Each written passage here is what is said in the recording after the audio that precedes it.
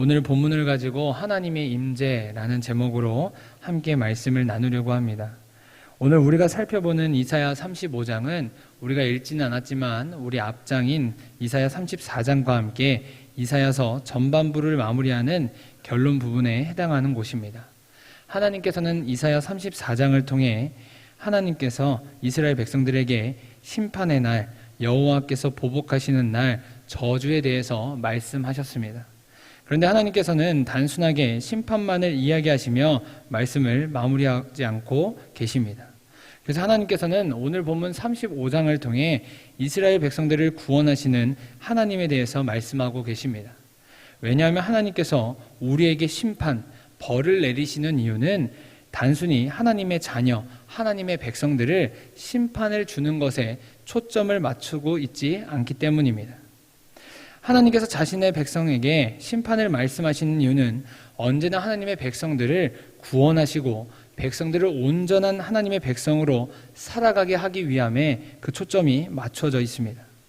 그래서 하나님께서는 언제나 우리에게 심판을 말씀하실 때 단순히 심판의 말씀만을 이야기하고 계시지 않습니다. 그렇게 하나님께서는 오늘 본문 35장을 통해 백성들에게 하나님께서 임재하셔서 구원받는 백성들의 삶에 대해서 말씀하시면서 우리에게 소망을 불어넣어 주고 계십니다. 그렇다면 하나님께서 임재하시는 그 하나님의 백성의 삶에는 어떤 특징이 나타나 있을까요? 그리고 하나님께서 우리에게 임재하실 때 우리는 이 땅 가운데서 어떤 삶을 누리면서 살아갈 수 있을까요? 오늘 이 말씀에 초점을 맞춰서 본문을 살펴보려고 합니다. 먼저 하나님께서는 우리 가운데 하나님께서 임재하시면 우리 안에 생명이 솟아난다라고 말씀하고 계십니다. 그래서 하나님께서는 오늘 본문 1절과 2절에서 광야와 메마른 땅이 기뻐하며 사막이 백합과 같이 피어 즐거워하며 무성하게 피어 기쁜 노래로 즐거워하며 레바논의 영광과 갈멜과 사론의 아름다움을 얻을 것이다 라고 말씀하고 계십니다. 사랑하는 여러분, 여기서 광야, 메마른 땅, 사막은 생명이 없는 곳을 뜻합니다. 그런데 이와 같이 생명이 없고 도저히 아무것도 나올 것 같지 않는 그곳에서 하나님께서 임재하시자 그것이 180도로 변하여 생명이 자라나기 시작하고 있습니다. 왜냐하면 우리 하나님께서 모든 생명의 근원이 되시기 때문입니다. 담임 목사님께서 자주 말씀하시는 것 중에 하나가 생명은 생명으로 라는 말씀이 있습니다. 이는 반드시 생명이 태어나기 위해서는, 탄생하기 위해서는 또 다른 생명을 통해서만 그 생명이 탄생이 가능하다는 말입니다. 따라서 우리 하나님께서 모든 생명이 근원이 되시기 때문에 생명이 없는 곳에서도 생명이 자라날 수 있게 하신다는 것입니다. 또한 여기서 말하는 광야, 메마른 땅, 사막은 당시 이스라엘 백성들의 영적인 상태를 뜻하고 있습니다. 다시 말해 이스라엘의 그 죄된 영혼들의 상태, 생명이 없는 그 영적 상태가 바로 광야와 같은, 사막과 같은 메마른 땅과 같다고 하나님께서는 지금 말씀하고 계신다는 것입니다. 그런데 그들의 영혼 가운데 하나님께서 임재하시자 백성들의 영혼이 솟아나게 되는 역사가 일어난다라고 오늘 본문을 통해서 하나님께서는 우리에게 말씀하고 계십니다. 당시 이스라엘 백성들은 아수르라는 나라의 위협을 받고 살았습니다. 그래서 이들은 자신들보다 그 거대한 나라가 자신들을 위협하자 그들의 삶 가운데 더 이상 소망이 없는 것과 같은 느낌을 받았습니다. 그래서 이들은 자신들의 안위를 위해서 우상 숭배를 하는 등 잘못된 길을 걸어감에 따라 영적 사망의 길을 걸어가게 되었습니다. 그리고 결과적으로 이들의 영적 상태는 더 이상 소망이 없고 생명이 자라지 않는 그 광야와 같은 모습을 띠게 되었다라고 성경은 말하고 있습니다. 하지만 바로 그때 하나님께서는 이들에게 임재하셔서 소망이 되어주시며 이들의 영혼을 다시 생명이 넘치는 삶으로 인도하시겠다라고 말씀하고 계십니다. 생명의 하나님께서 백성들의 삶 속에서 임재하셔서 다시금 하나님께서 그 생명의 기쁨을 누리게 하는 그 은혜를 주신다라고 말씀하고 계시는 것입니다. 그래서 다윗도 이와 같은 하나님의 임재를 경험할 때 시편 23편 3절에서 이와 같이 고백합니다. 내 영혼을 소생시키시고 자기 이름을 위하여 의의 길로 인도하시는도다. 아멘. 이와 같이 하나님께서는 우리에게 생명을 주시는 분인 줄 믿습니다. 사랑하는 여러분, 우리를 살리실 분은 오직 하나님밖에 없습니다. 그렇게 우리가 하나님께 보여야 할 태도는, 우리가 하나님 앞에 나아가서 보여야 할 태도는 하나님만을 바라보며 하나님만이 우리를 온전하게 하시는 분인 줄 고백하는 것입니다. 그래서 시편 33편 18절과 19절은 우리가 하나님 앞에서 어떤 모습으로 살아가야 하는지를 우리에게 이렇게 이야기하고 있습니다. 여호와는 그를 경외하는 자, 곧 그의 인자하심을 바라는 자를 살피사 그들의 영혼을 사망에서 건지시며 그들이 굶주릴 때에 그들을 살리시는도다. 아멘. 그리고 우리가 이와 같이 우리를 살리시는 하나님의 임재를 사모하며 경험할 때 하나님께서는 오늘 본문 2절에 나타난 바와 같이 우리가 살아계신 하나님께서 우리 삶 가운데 역사하시는 모습을 우리가 직접 목격하게 될 것이다 라고 말씀하고 계십니다. 그러므로 사랑하는 여러분, 바라기는 우리 모두가 날마다 우리에게 새로운 삶을 주시며 우리를 인도하시는 하나님을 경험하고 고백할 수 있길 간절히 바랍니다. 두 번째로, 성경은 하나님께서 우리 삶 가운데 임하시면 우리는 우리를 구원하시는 하나님의 은혜를 경험할 수 있다라고 말하고 있습니다. 그래서 하나님께서는 오늘 보면 4절에서 우리에게 오사 우리를 위협하는 것으로부터 구원하시고 보복하신다라고 말씀하고 계십니다. 그리고 이러한 사실로 말미암아 우리가 우리 삶 가운데서 하나님 안에서 굳게 설 수 있다라고 오늘 본문 3절 그리고 4절 상반부를 통해 하나님께서는 말씀하십니다. 왜냐하면 하나님께서는 언제나 우리의 산성이시며 반석이시고 요새이시며 나의 피할 피난처가 되시는 분이기 때문입니다. 그래서 시편 18편 2절과 3절은 우리에게 이렇게 고백하고 있습니다. 여호와는 나의 반석이시오 나의 요새시오 나를 건지시는 이시오 나의 하나님이시오 내가 그 안에 피할 나의 바위시오 나의 방패시오 나의 구원의 뿌리시오 나의 산성이시로다. 내가 찬송 받으실 여호와께 아뢰리니 내 원수들에게서 구원을 얻으리로다. 아멘. 그렇게 하나님께서는 우리에게 우리가 처한 환경과 상황, 여건 가운데서 우리가 낭망하고 좌절하는 것이 아니라 하나님께서 우리를 구하시고 일하실 것이기 때문에 하나님께 소망을 두면서 힘을 내라, 두려워하지 말라, 굳게 서라 라고 말씀하고 계신다는 것입니다.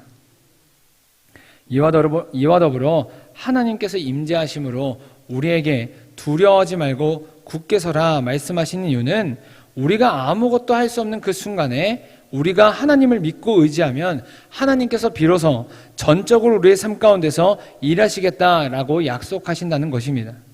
다시 말해서 우리가 가장 연약하고 아무것도 할 수 없는 그 순간이 역설적으로 하나님께서 우리 삶 가운데서 가장 강하게 일하시며 역사하실 수 있는 순간이라는 것입니다. 그래서 우리가 자주 부르는 찬양 중에 약할 때 강함 대신에 라는 찬양이 있습니다.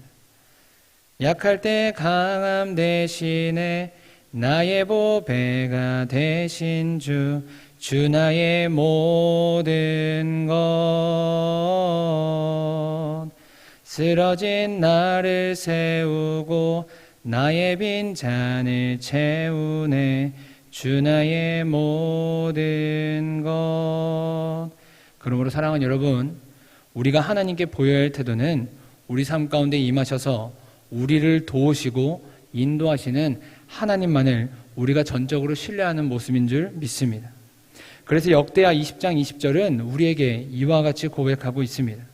이에 백성들이 아침에 일찍이 일어나 드고와 들로 나가니라. 나갈 때 여호사밧이 서서 이르되 유다와 예루살렘 주민들아 내 말을 들을지어다. 너희는 너희 하나님 여호와를 신뢰하라. 그리하면 견고히 서리라. 그의 선지자들을 신뢰하라. 그리하면 형통하리라 하고. 아멘. 사랑하는 여러분, 현재 우리를 둘러싸는 고민, 걱정, 염려가 있습니까?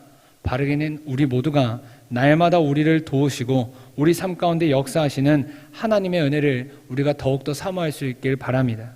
하나님만을 전적으로 신뢰하여 하나님의 임재가 우리 가운데 날마다 임하셔서 우리가 하나님과 동행하는 그 복을 누릴 수 있길 간절히 원합니다. 마지막으로 하나님께서 우리 가운데 임재하시면 우리가 하나님의 치유하심을 경험할 수 있다라고 성경은 말하고 있습니다. 이를 오늘 본문 5절과 6절에서는 이렇게 표현합니다. 맹인의 눈이 밝을 것이며 못 듣는 사람의 귀가 열릴 것이며 저는 자는 사슴같이 뛸 것이며 말 못하는 자의 혀는 노래하리니. 다시 말해 하나님의 은혜가 우리에게 임하자 우리가 병고침을 받는 역사를 경험하게 될 것이다 라고 말씀하고 계신다는 것입니다. 마치 누가복음 4장에 등장하는 바와 같이 예수님께서 이 땅 가운데 임하시자 눌린 자를 자유롭게 하는 은혜가 임했던 것처럼 하나님의 임재가 우리 가운데 임하면 우리 가운데 그 고침을 받는 역사가 일어나게 된다라는 것입니다. 제가 누가복음 4장 18절과 19절을 한번 읽어드리겠습니다. 주의 성령이 내게 임하셨으니 이는 가난한 자에게 복음을 전하게 하시려고 내게 기름을 부으시고 나를 보내사 포로된 자에게 자유를, 눈먼 자에게 다시 보게 함을 전파하며 눌린 자를 자유롭게 하고 주의 은혜를 전파하게 하려 하심이라 하였더라. 아멘. 이와 더불어 하나님께서 우리에게 치유하심을 경험케 하신다는 것은 우리가 단순히 육체적으로만 치유받는 것을 넘어 우리의 영혼도 함께 치유하신다는 것을 뜻합니다. 먼저 오늘 보면 5절에 등장하는 우리의 눈이 밝아진다는 것은 우리의 가려졌던 영적인 눈이 뜨이는 것을 의미합니다.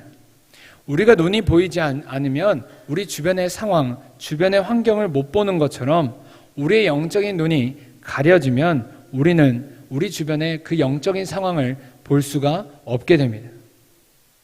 구약 성경에서 엘리사라는 인물이 있습니다. 엘리사가 활동했던 당시 아람이란 나라가 수시로 이스라엘을 괴롭혔습니다. 그런데 하나님께서 엘리사에게 지혜와 능력을 허락하사 그 아람의 공격을 그 때에 맞게 이겨내게 하셨습니다. 그러자 아람의 왕이 밤중에 군대를 보내서 엘리사가 있던 그 도단성을 포위해서 엘리사를 처단하려고 합니다. 그리고 와서 아침에 되자 엘리사의 그 사환이 주변을 살펴보았는데 아람의 군대가 자신들을 에워싸고 있는 그 상황을 발견하게 됩니다. 그리고 그는 엘리사에게 한 걸음에 달려가서 이 사실을 말합니다. 그런데 놀랍게도 엘리사의 반응이 너무 평온했던 것입니다. 왜냐하면 엘리사에게는 그 사환이 보지 못하는 영적인 눈이 있었기 때문입니다. 그리고 엘리사는 사환에게 이렇게 얘기합니다. 두려워하지 말라. 우리와 함께한 자가 그들과 함께한 자보다 많으니라. 그리고 엘리사는 하나님께 기도합니다. 그 사환의 눈을, 그 영적인 눈을 열어달라고 엘리사는 하나님께 기도하기 시작했습니다. 그러자 놀랍게도 하나님께서 그 기도를 들으사 사환의 그 영적인 눈이 열려 아람 군대보다 훨씬 더 많은 그 불말과 불병거로 이루어진 하나님의 군대가 아람의 군대를 둘러싸고 있는 것을 발견하게 되었습니다. 이처럼 하나님께서는 우리의 영적인 눈을 뜨게 하셔서 우리의 영혼을 치유하신다는 것입니다. 두 번째로 하나님께서 우리의 귀를 여신다는 것은 하나님의 말씀을 듣는 귀를 우리에게 여신다는 것입니다. 사랑하는 여러분, 우리가 하나님의 뜻을 알기 위해서는 하나님의 음성을 듣는 귀가 있어야 합니다. 왜냐하면 우리의 귀가 닫혀 있으면 아무리 하나님께서 우리에게 말씀하시려고 해도 우리가 하나님의 음성을 들을 수가 없기 때문입니다. 그렇게 하나님께서는 우리의 귀를 여셔서 우리가 하나님의 음성을 듣고 반응할 수 있도록 우리의 영혼을 치유하신다라고 말씀하고 계십니다. 또한 하나님께서는 6절에서 저는 자가 사슴같이 뛸 것이며 말 못하는 자의 혀가 노래할 것이다 라고 말씀하고 계십니다. 이는 우리의 영혼이 회복되어서 하나님 앞에서 하나님을 찬양하는 삶으로 변한다라는 것을 뜻합니다. 마치 성전 미문에 앉아있던 안진뱅이에게 베드로가 찾아가서 은과 금은 내게 없거니와 나사렛 예수의 이름으로 명하노니 일어나 걸으라 라고 선포할 때 안진뱅이가 일어나서 뛰며 하나님을 찬양했던 것처럼 영적으로 침체되어 있는 그 영혼 가운데 하나님께서 임재하시사 우리의 삶이 하나님을 찬양하는 삶으로 회복된다라고 성경은 우리에게 말하고 있다라는 것입니다. 그러므로 사랑하는 여러분, 우리의 삶을 회복시키시고 치유하시는 분은 오직 하나님이신 줄 믿습니다. 바라기는 우리 모두가 우리의 삶을 회복시키시고 치유하시는 그 하나님의 은혜를 날마다 경험할 수 있기를 바랍니다. 우리의 육체의 질병, 마음의 질병 가운데 하나님께서 임재하셔서 우리를 자유케 하시는 그 은혜를 우리가 충만히 누릴 수 있기를 간절히 원합니다. 이와 같이 우리가 하나님의 임재하심을 경험하고 살아갈 때 하나님께서는 우리가 이 땅 가운데서, 이 세상 가운데서 더 이상 슬픔과 탄식을 맛보는 것이 아니라 하나님께서 주시는 그 영원한 행복, 기쁨을 누리는 삶을 살아가게 된다라고 말씀하고 계십니다.